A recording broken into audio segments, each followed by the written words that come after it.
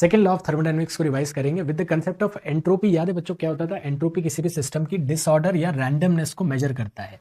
तो सिस्टम 1 और सिस्टम 2 में हम बोल सकते हैं सिस्टम 2 की एंट्रोपी या रैंडमनेस सिस्टम 1 से ज़्यादा है।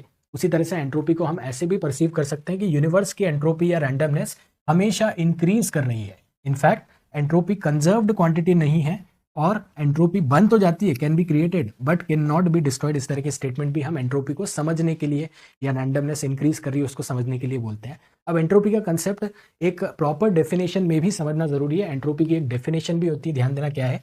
किसी भी सिस्टम को अगर आपने delta Q amount of heat supply किया है और उसका टी टेम्परेचर है, then the change in entropy is defined as delta S equal to delta Q by T. यानी कि इसके यूनिट्स क्या हो जाएंगे? जूल पर केल्विन इसके यूनिट्स हो जाते हैं और किसी भी सिस्टम में डेल्टा क्यू बाई टी उसका चेंज इन एंट्रोपी बताता है। अब एंट्रोपी समझना क्यों जरूरी है? क्योंकि सेकंड लॉ ऑफ थर्मोडायनेमिक्स को आप एंट्रोपी से ही समझते हो। सेकंड लॉ ऑफ थर्मोडायनेमिक्स के देखो मल्टीपल स्टेटमेंट्स होते हैं, बट सबसे इंपॉर्टेंट स्टेटमेंट है केल्विन प्लैंक का स्टेटमेंट। ये क्या बोलता है? It is impossible to construct an engine which completely converts heat into work without any other effects. दूसरे शब्दों में कि भाई कोई भी हीट इंजन की एफिशिएंसी 100% नहीं होगी, हमेशा उससे कम ही होगी। और एक और इसका ऑल्टरनेटिव वर्जन है, ध्यान देना यहाँ पे, कि किसी भी एक सेल्फ एक्टिंग मशीन मतलब खुद से एक्ट करती हुई मशीन के लिए इम्पॉसिबल है कि वो हीट को कोल्डर से हॉटर ऑब्जेक्ट में लेके जाए without any external agent like heat pump. Heat pump पे आऊंगा मैं, बट यस, ये आपका सेकंड लॉ ऑफ थर्मोडायनेमिक्स आपके हीट इंजन की वर्किंग को डिफाइन करता है। ध्यान देना, हीट इंजन का कंसेप्ट क्या है? हीट इंजन में एक सोर्स होता है, एक सिंक होता है। सोर्स से आप Q1 हीट लेते हो, उसका एक पार्ट वर्क में कन्वर्ट करते हो और बाकी की हीट आप रिजेक्ट कर देते हो सिंक में। तो आप क्या बोल सकते हैं? एनर्जी कंजर्वेशन के प्रिंसिपल से work done is Q1 minus Q2, work done is Q1 minus Q2।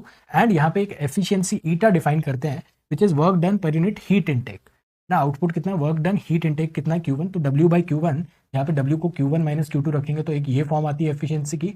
And Carnot cycle से हम ये प्रूव करते हैं कि Q2 by Q1 is actually T2 by T1। तो ये जो फॉर्मूला है एफिशिएंसी का, बड़ा इंपॉर्टेंट फॉर्मूला है, इस पर डायरेक्टली बेस्ड PYQs आपको दिख जाएंगे एंड नोट डाउन कर लेना इंपॉर्टेंट है। इसी तरह से आपका हीट पंप का कंसेप्ट जिसको रेफ्रिजरेटर भी बोलते हैं, एग्जैक्टली उल्टा है। यहाँ पे देखना डायग्राम में आपको सिंक से हीट लेके वर्क ऐड करके सोर्स में हीट रिजेक्ट करनी होती है, एग्जैक्टली उल्टे एरोज है इसमें। एंड यहाँ पे कोफिशिएंट ऑफ परफॉर्मेंस यानी कि बीटा डिफाइंड होता है heat absorbed per unit work done. तो देखना कितना हीट एब्जॉर्ब हो रहा है Q2 from the sink per unit work done Q2 by W इसकी डेफिनेशन हो जाती है, जिसमें W again Q1 minus Q2 रख के आप इसे ऐसे लिख सकते हैं।